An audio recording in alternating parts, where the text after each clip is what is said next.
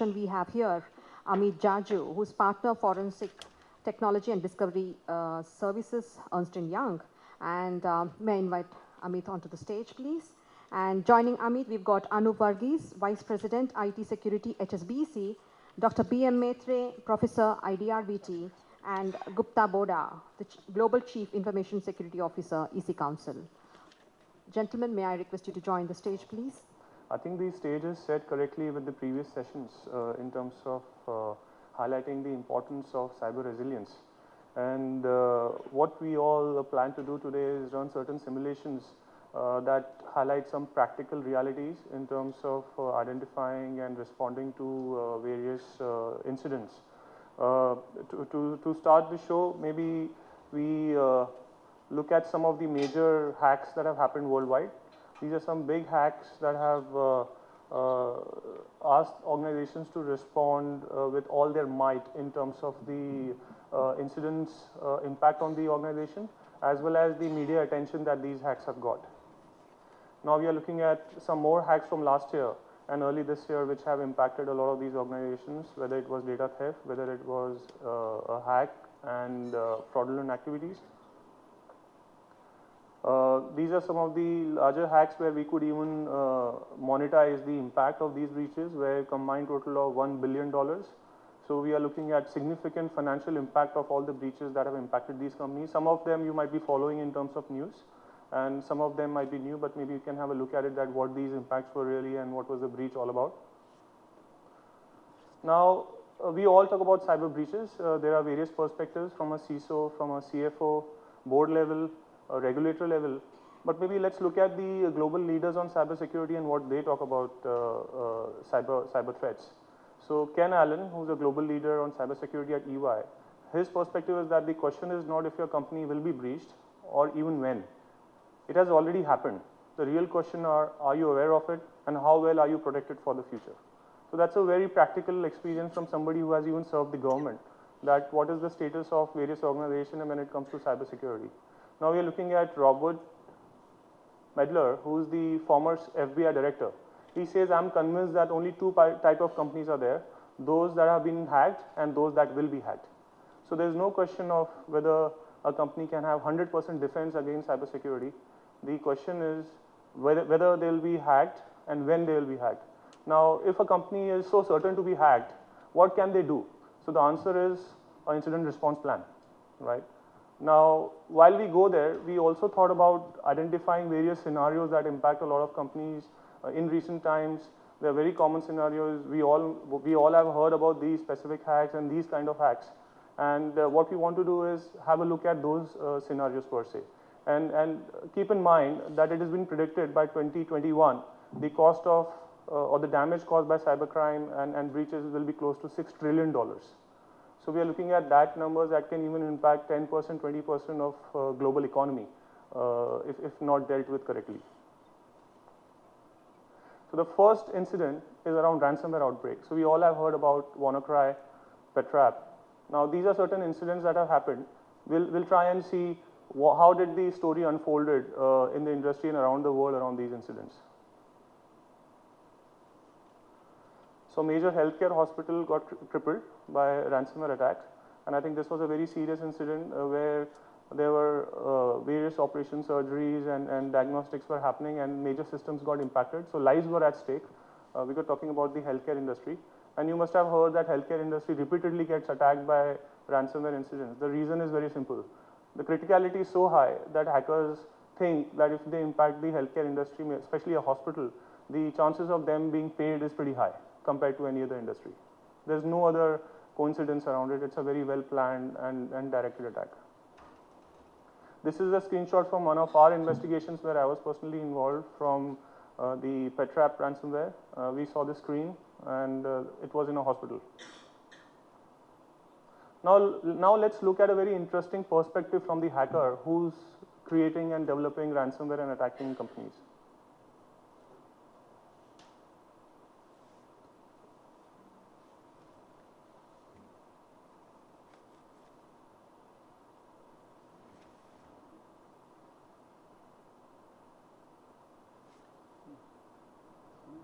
It's not coming here.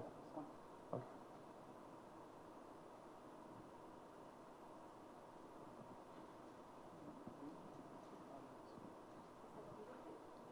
he creates ransomware and what was the whole rationale about creating this ransomware. And he was very, very blunt that we laugh at you.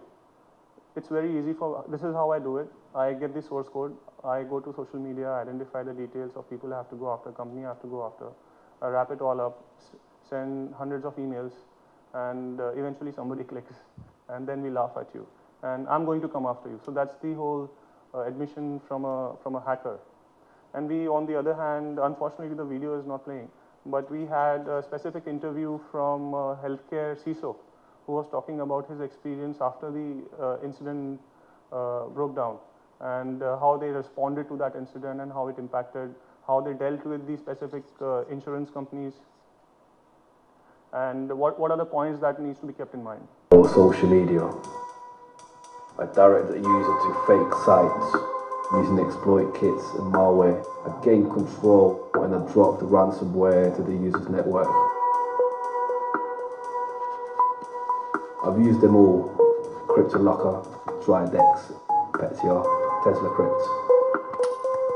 I encrypt production data and backups, or I force a lock screen or master boot records.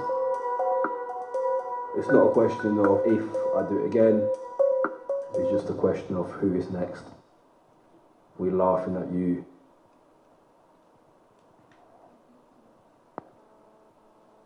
The ransom note was pretty much a prefab note just talking about that we needed to contact a specialty email address to find out what kind of Bitcoin they were demanding as a payment to get our ransom or our locked data back.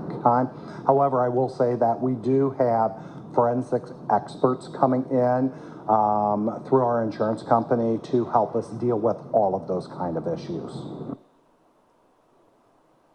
So what we are looking at here is from the hacker perspective, that how blunt he is about doing this, and he's saying you are next and who's next. So these attacks will continue coming because there's significant motivation for these hackers. So I'm not sure if you're aware about the fraud triangle. So you have rationalization and then opportunity, two key areas which are working in this case. Opportunity, because there's money involved. So there is significant conversion of effort into monetary gains when you talk of ransomware. And the rationalization is that, I'll just send emails, everybody is doing it, everybody is creating malware, but I'll just make sure that, I get paid for it. So these are the two aspects in the fraud triangle, which from a psychology perspective works in this scenario. And then you have seen a CISO from a very large public hospital talking about his experience of dealing with this. The fortunate part there in the US is that disclosure of any incident is mandatory, especially in the healthcare sector, because it's highly regulated. So even if one ransomware incident happens on one of the critical machines, it has to be disclosed and to the public. And that's where you have seen the interview, see how shaken he was to deal with all this. There were hundreds of servers that got impacted, operations were suspended, and that's what we are talking about. We'll move next to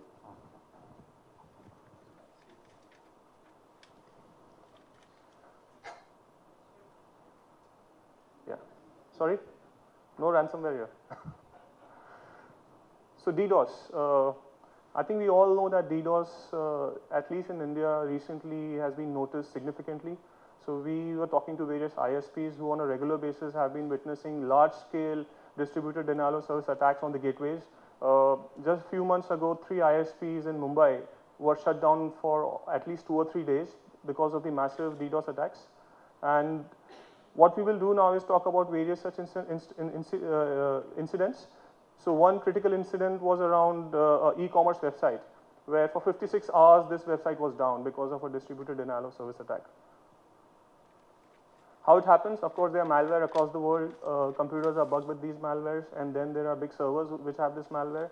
And through a command and control server, all these malware just redirect all the traffic and bandwidth with garbage data to one specific IP address or a combination of IP addresses. Now these distributed denial of service attacks are also using artificial intelligence to figure out if there is a anti-DDoS service provider there, how they can round robin, redirect their entire traffic to domains and IP addresses registered by the company that provides the anti-DDoS services, They're also querying various databases to identify the IP addresses and domain addresses they need to go after. They also look at customer traffic.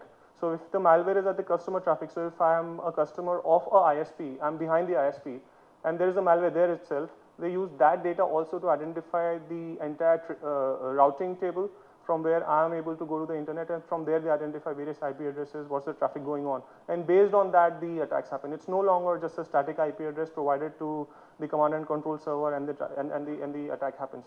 So it becomes more and more difficult for companies to deal with such intelligent distributed denial of services attack. What you're going to see now is a screenshot of one of the largest Indian e-commerce websites, and for almost 24 hours, repeatedly, you had error 500 just because of DDoS.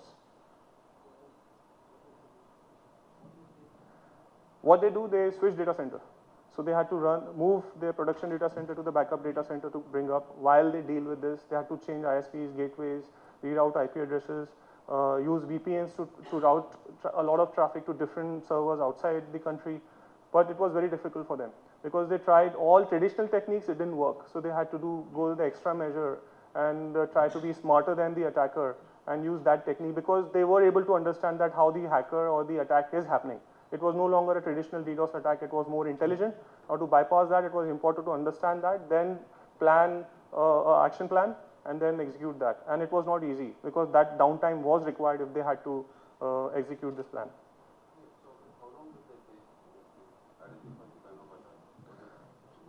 No, I think it took more than 24 hours to identify what is happening. Right.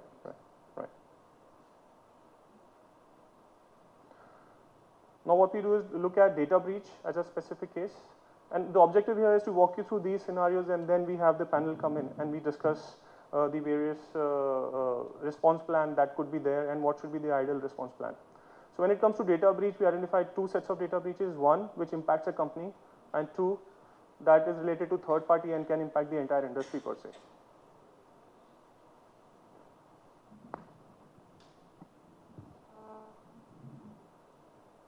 The top story tonight is the unprecedented security breach of Indian debit cards across 19 banks, according to the National Payments Council of India, which oversees such payments between various agencies and gateways.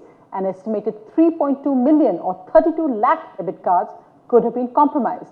These cards were used fraudulently, mainly in the US and China, while the customers were actually in India.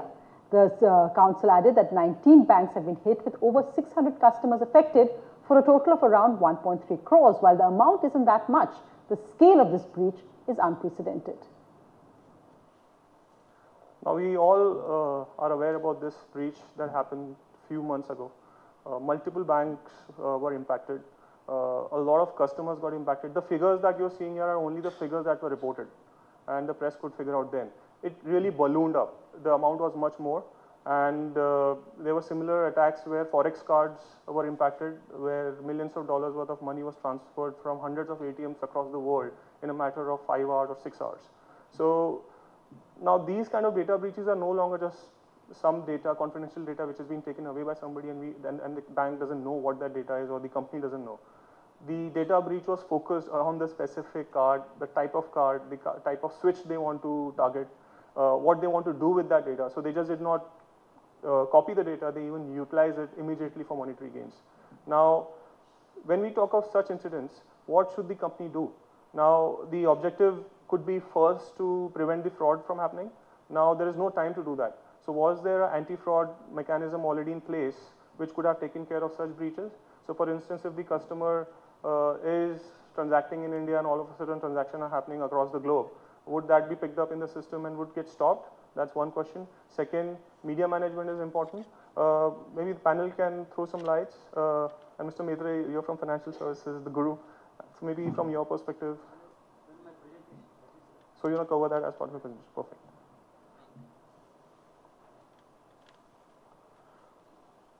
And you see the press, the media, there were significant reports around this.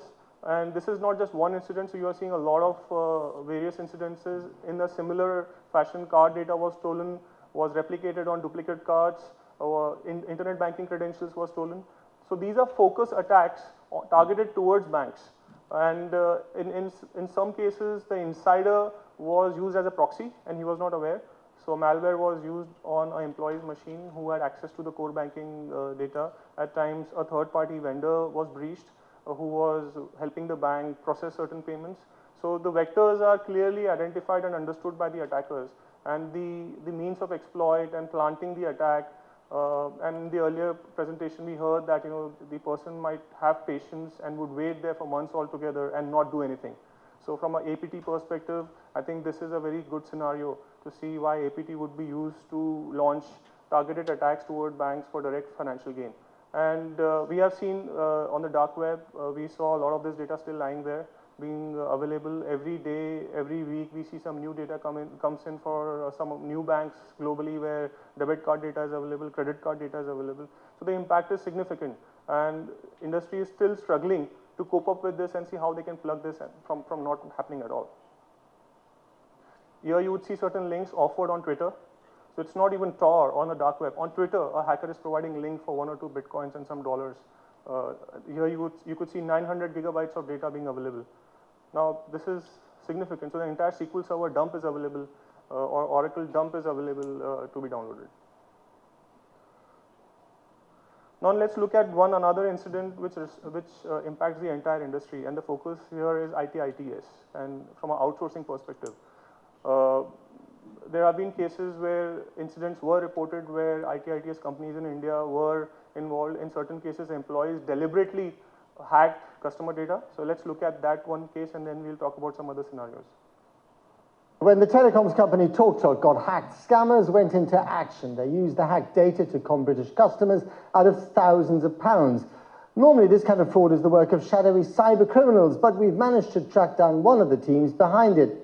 As part of our .com crime series, we've been investigating how the scammers work and brought one victim face to virtual face with the men who ripped her off. Our technology reporter, Jeff White, has this. You're probably thinking Tamsin was really gullible, but you need to understand these criminals spent day after day after day convincing her they were legit and maneuvering her to the point where she was willing to transfer money that she thought belonged to them anyway. So she's another victim of faceless cyber crime. Well, no, because the crooks that con Tamsin aren't shadowy figures. They're real people, and we know exactly what they look like because we found them on Facebook. Meet Shoaib Khan, 22, lives in Calcutta, big fan of the selfie. It was his mobile Tamsin was phoning. We contacted that number ourselves via several methods to confirm it was him. He told Tamsin to send the cash to Sahel Hussein in Thailand. Guess what? Here's Khan's friend Hussein, jetting off to Bangkok a few days before the money arrived. Here's him enjoying a Thai beach break. Here he is flying back to Calcutta. And here's Mr. Khan hitting the casino. Now, after this incident happened, another incident happened a few months later where British Airways got impacted. We all heard about it. Though the British Airways incident was not related to any cyber breach, but what did we read in the media for the first 2 days? Stop outsourcing. Stop outsourcing. Outsourcing is the cause of this breach. And if incidents like this happens, media gets a precedence, and there's a lot of lobbying and politics involved.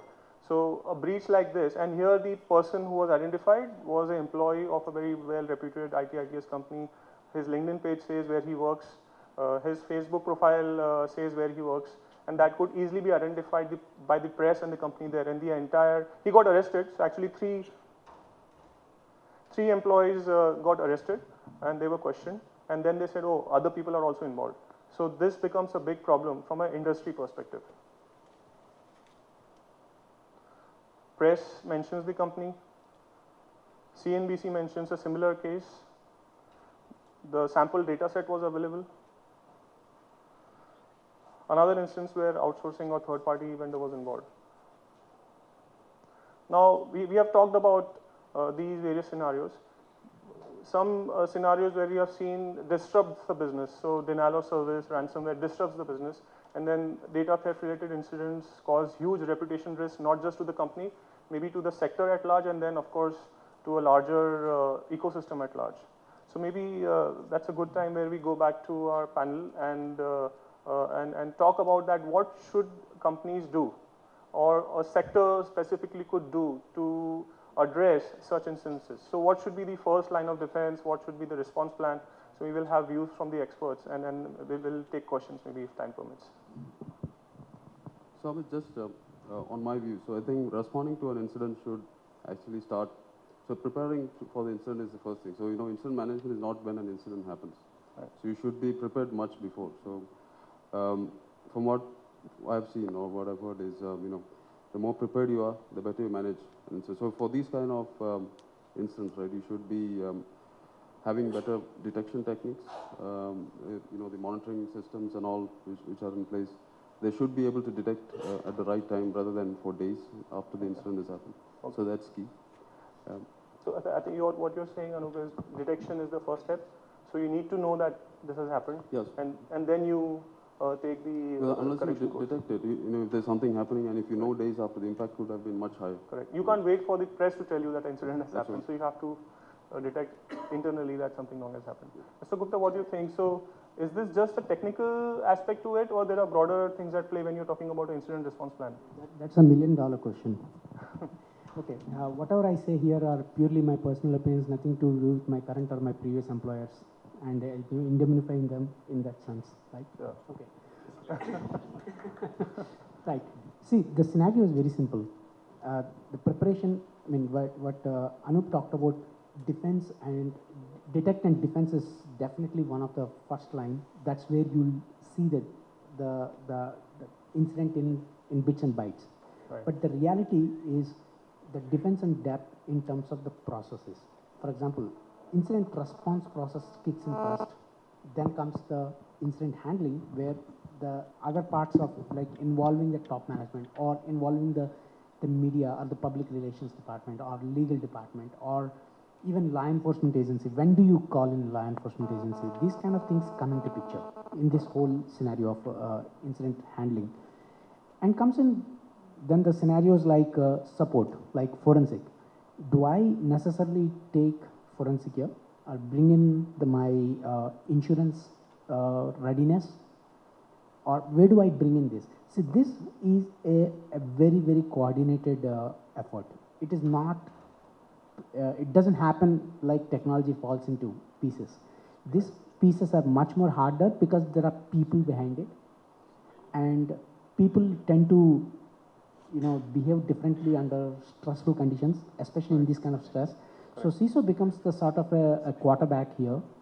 And this quarterback is like passing the ball to the right person at the right time and coordinate the whole scenario or incident handling and keep calm. Right. And get through the incident. Right. This is the people aspect comes into picture. Right. I mean, you used a very relevant term, insurance, and we also heard the CISO from the global hospital talking about insurance, that our insurance company will come and do the investigation. So I think insurance plays a very key role, and still there is less awareness around how insurance and your cybersecurity plan and framework plays together. Now, of course, when you compare it to a typical fire insurance, for instance, right? In India, the fire insurance premium on an annual basis is about 500 crores. And cyber insurance close to 20 crores.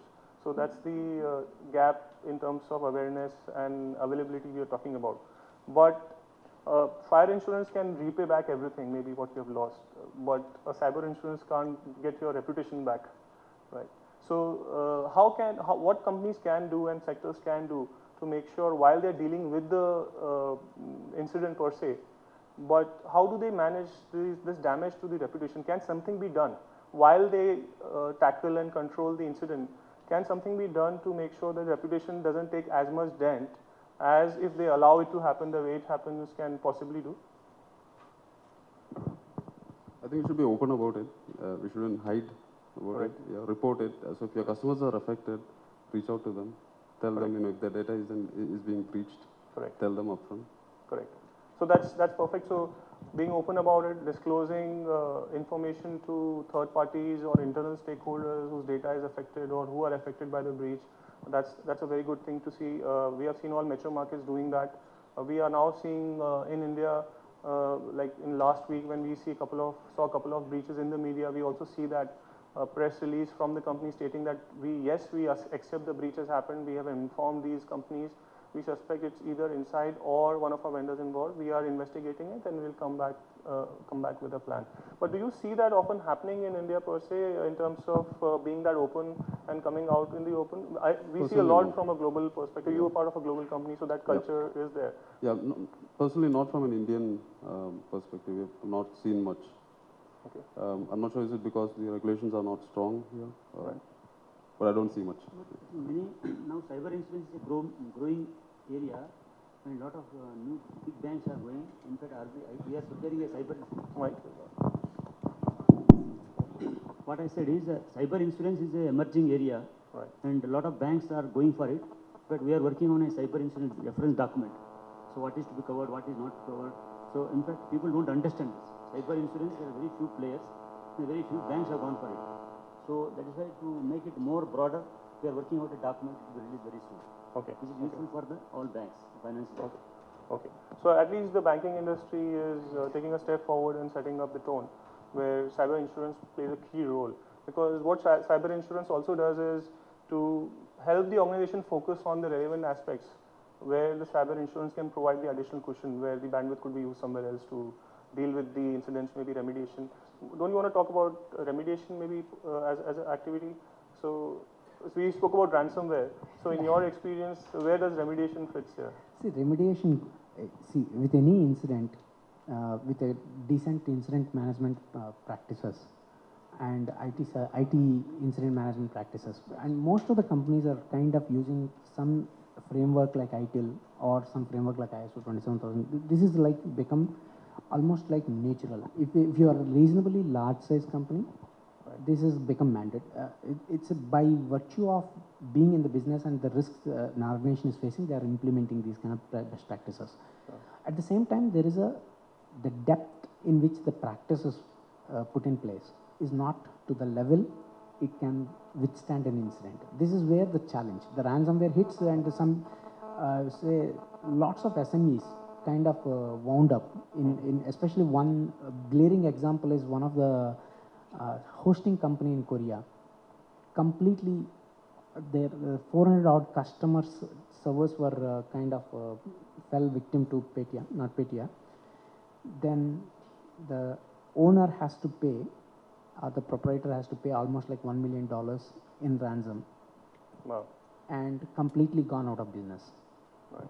Right. This is where, see, is it not that you know, when in the business of hosting, wouldn't he have put the kind of processes?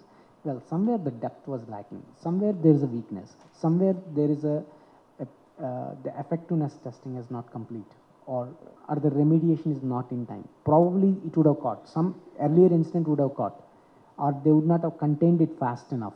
The response was not fast enough. There could be hundreds of reasons. The point here is essentially, if you follow certain standard methods or standard practices which are available through NIST and through public frameworks, publicly available frameworks, remediation is a critical piece post any incident, and that actually strengthens the posture of the company again. Right? So you mentioned a standard response plan. So maybe what I'll do is open up various components of a good response plan. They are not necessarily in any order or in order of importance. A specific incident requires a customized response plan. There can't be one knife for every meat. And then depending on the scale and the timing of the incident, prioritization can be done, or certain aspects can be completely ignored or eliminated. So one aspect of an incident response plan is internal awareness. So employees need to be given in-depth understanding of what has happened. Human resource should be contacted in case to calm down employees. So in terms of ransomware, we saw some of our clients where employees lost their data completely. There was no backup. So they had to be given some assurance. And not that IT reprimands them that you have done something, because of you this has happened. So that has an adverse impact. So it plays a key role, because we have seen these large news breaks when these news item flash and employees start receiving calls from their friends and families from outside over what has happened to your company. So it's very important to focus internally as well, because that seldom gets forgotten.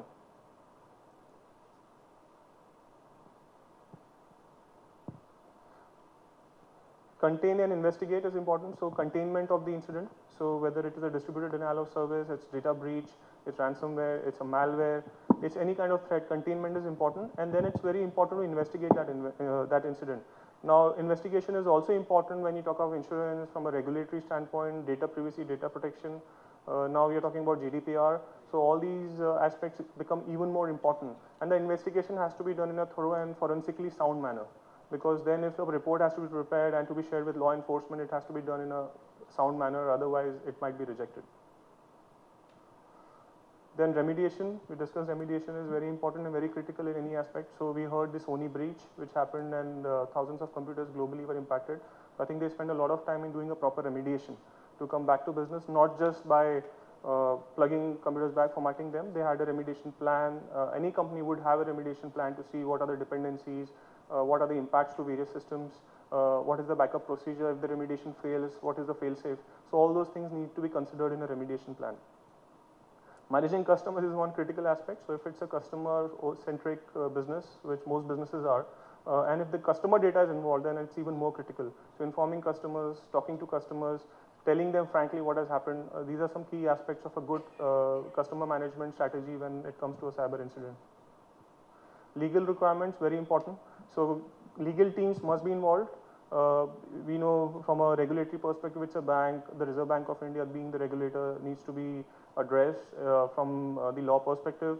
Proper FIR, investigation, police needs to be involved, CERT needs to be involved. So these are various aspects depending on the company and the industry where the legal team should be involved.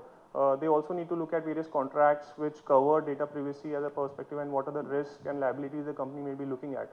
Because if the legal team is not involved and there is a SLA from which the insurance team has to be addressed or involved, so from that mismatch perspective, it could be a very disastrous situation for the company. And then media management, so PR, very important. A lot of times companies miss this out. So managing the media, giving a statement out from a company's perspective, as Anoop mentioned, being open and transparent about it, these are very important aspects.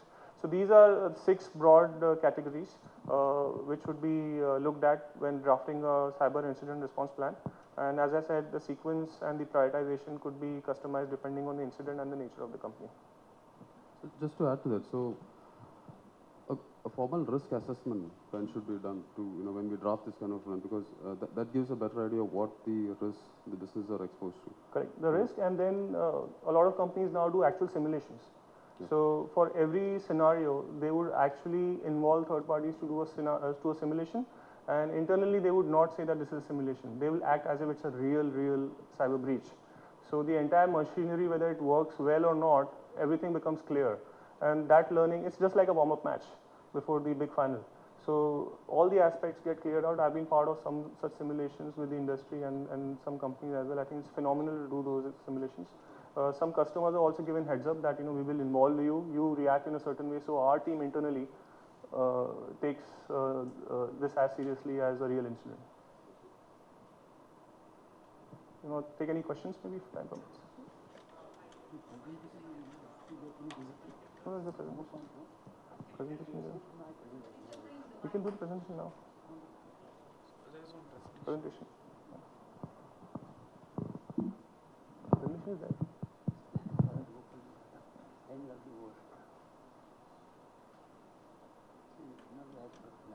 Hello. Yeah. Hi. Good morning. My name is Funny. I'm from Eastman Chemicals Company. The challenge that we face today against cyber security attacks, we are mostly in a reactive mode today. Probably, some other organizations may face the same challenge.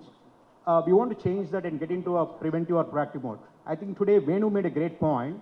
It's not about whether we will be attacked, it's more about when is the question.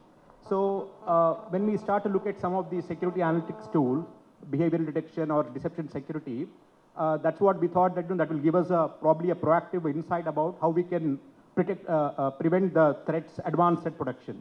So, I mean, if I go to the board and say that, I need $1 million, they said, okay, do you need a check or a card? So I don't have any problem with the funding as such. It's just that, the awareness or, the knowledge, what is it we need to do preventively, proactively? So can you share your thoughts for the organizations? What would be the things they need to look at more from a proactive mode in terms of advanced threat protection?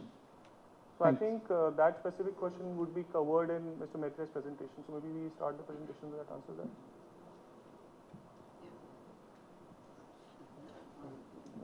Sure, that's fine. Thank you. You can sit.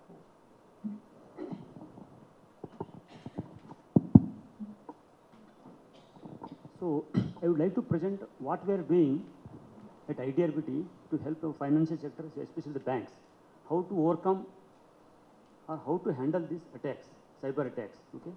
So especially banks and financial sector are more crucial because money is involved. Okay.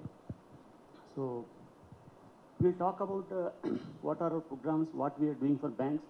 Okay. I think many of you know about IDRBT. It's a Reserve Bank of India Institute, and it is meant for banks. All our training programs and help is for banks.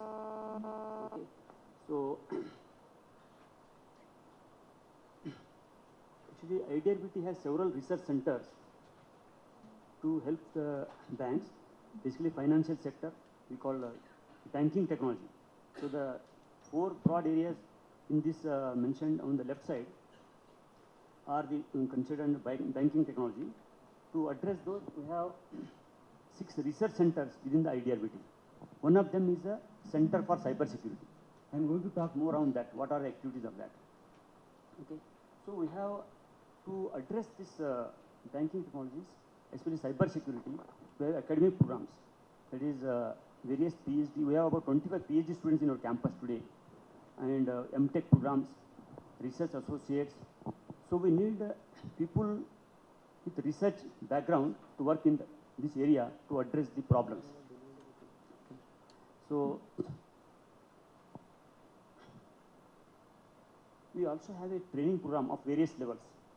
See, first, as Jaju mentioned, awareness. Cyber security, to handle this, we need several levels of awareness, knowledge. First is awareness, then is the knowledge and the skill, and at various levels. So we have various programs. IDRBT runs about 80 to 100 programs in a year, and more than 1/3 of that are in cyber security area.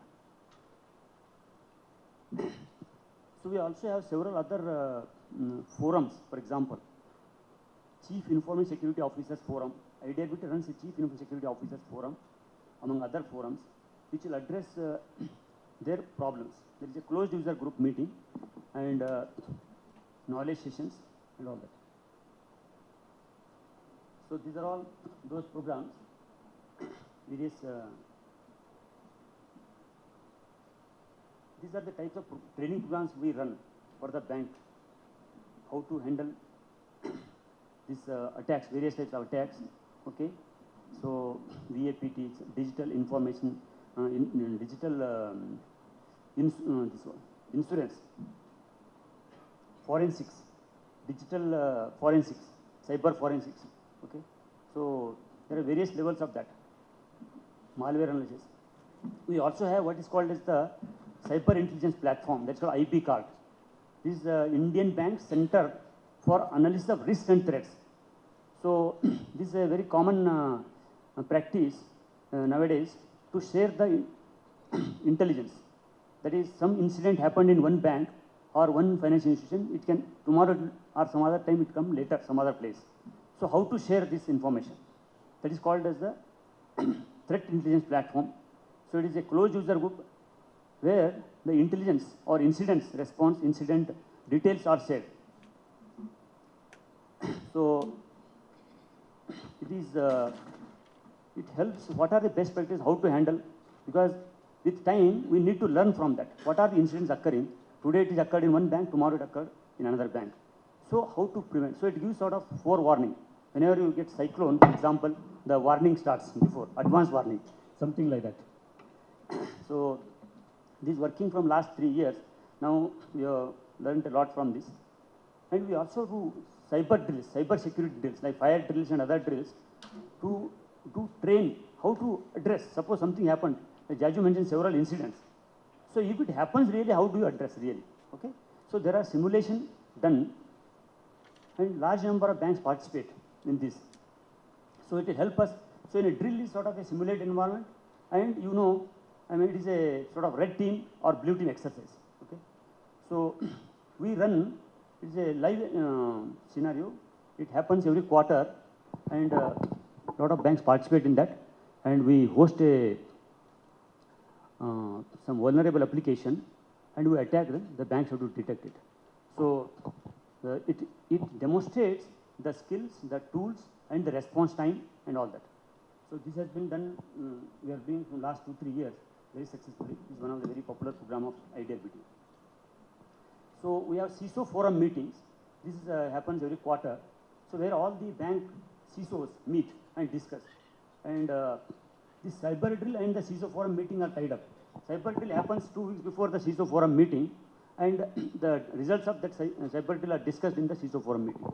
Similarly, the IB card, whatever intelligence has been gathered, that is also shared, any updates, etc. in that every quarter. We are also working on a lot of patents and technology development to address some of the core problems. For example, zero-day detection is a very key problem. Any damage can happen after the 0 day. That is privilege escalation. So how to detect that privilege escalation? We have filed a patent. We are developing a product on that. So we also write very invited articles, etc. We also come out with the best practices and documents, reference books for the industry. For example, how to measure the cyber security, a quantifiable measure, score. So we released a document last year called Cyber Security Checklist. So it gives a score, okay? So you can assess yourself. So it has some around 300 questions, all binary, yes, no answer. Based on that, you will generate a score. This document is available in our website. Similarly, cyber insurance is a new area. So some big banks have already gone for it, but a lot of banks, a lot of financial institutions have not gone for it. So what are the issues? So in fact, this insurance, cyber insurance reference document we are working, and there is a team working on that. Very soon it will be released. Right now, final stage draft review is going on. Similarly, we are working out on a security operations center guidelines, how to set up a SOC, to set up NOC, what are the components, what to do, what not to, what to avoid, etc. So this document also will be released soon. Many of the earlier documents also are there on our website. So these are some of the our metrics. For example, a lot of PhD work is going on, and where people are working for their thesis, and some actually about 4 PhD students are about to complete in the cyber security digital forensics, and some students, more students are working on that. About 15-20 students, 22 students have done their projects, 1-year projects in cyber security, digital forensics, anti-forensics, and all that. Okay, so we also conduct international programs, international conferences to bring awareness to the financial industry and others. So these are the, in some nutshell, our activities to really help the banks. And we are very happy to share that these are very useful programs for our industry, financial industry, and especially banks. So this is all in a nutshell. Thank you. Any comments, questions?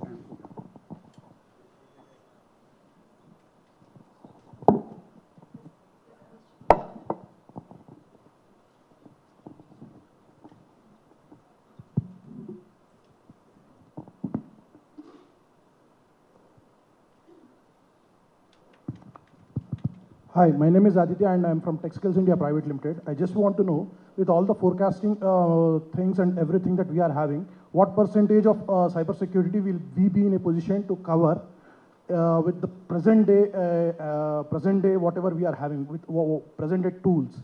So what is the forecast that how much we will be in a position to cover by end of 2017? Okay, this is a hard question. So because what can happen, it is like what kind of robberies, what kind of incidents, theft are happening, how much you can control. Okay, it's security, there is nothing like 100%, right?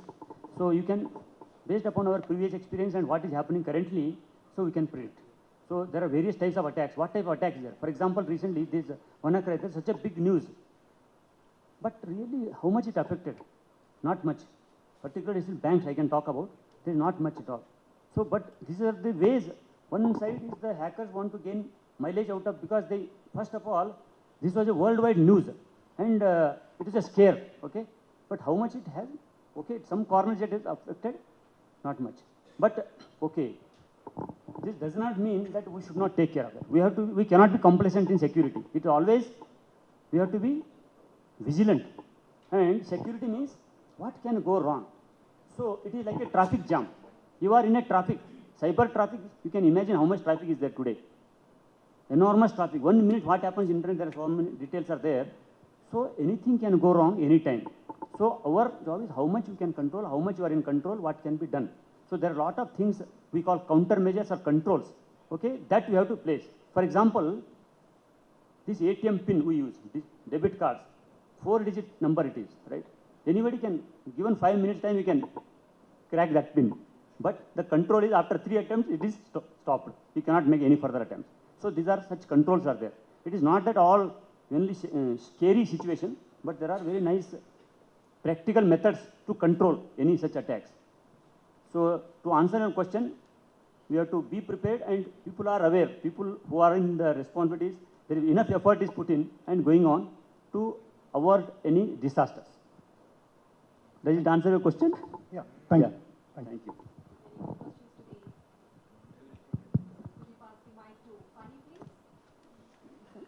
Yeah, this is Dr. Rupa. Sir, number of issues or number of things are compromised by the attackers. But what is that role of that security auditors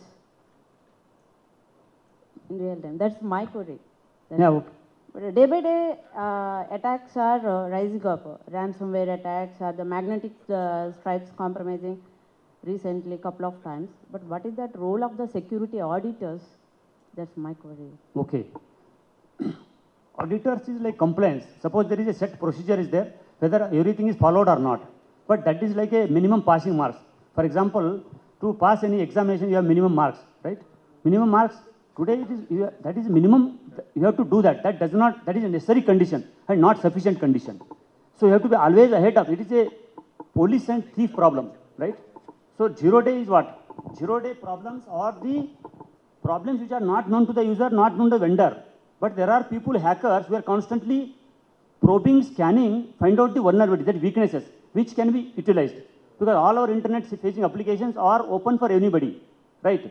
People from Nigeria, China, wherever, they're continuously scanning these systems, which are open to public, and they find out the vulnerabilities.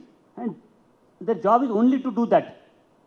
Efforts, audit and all, they will not do that much effort. Because people, if these hackers are working from their comfort from home, nobody is watching them, they are not under pressure. But the returns are very high. Suppose in a year, 2 year effort, he can hack in Bangladesh bank example, $90 million were transferred within a minute or 5 minutes in the night. No bank was working at that time. So that is a return. So that is a ATP, Advanced Persistent Threat, APT. So there are things like that. Audit is only minimum, but we have to go much beyond the minimum. Audit is not at all. That I said, it is a minimum necessary condition. We cannot be compliant with that. Compliant satisfactory. Okay?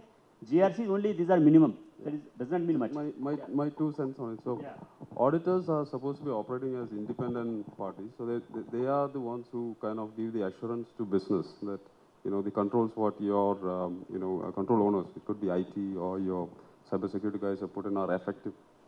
So in organizations it could vary, but auditors, in my view, are independent parties who kind of give the assurance to business that you give them the assurance or the feeling that your business can operate securely. They are also the right people to say how mature your controls are to the kind of risk their businesses face. May I request you to take your question offline, please, Funny and the gentleman at the back, because we are actually running very late. We've got one more panel discussion, which is a very interesting discussion, and then we've got the game, and then we've got the lunch. So please don't get angry. We will still, forge ahead. It depends. If the discussions continue, then probably we can also look forward to a sumptuous dinner as well. So may I now invite Bharani to please give away a small token of appreciation to the speakers. Ladies and gentlemen, Bharani is the secretary of the Cyberbar Security Council, who's been our eco-partner and has been supporting us in our endeavors.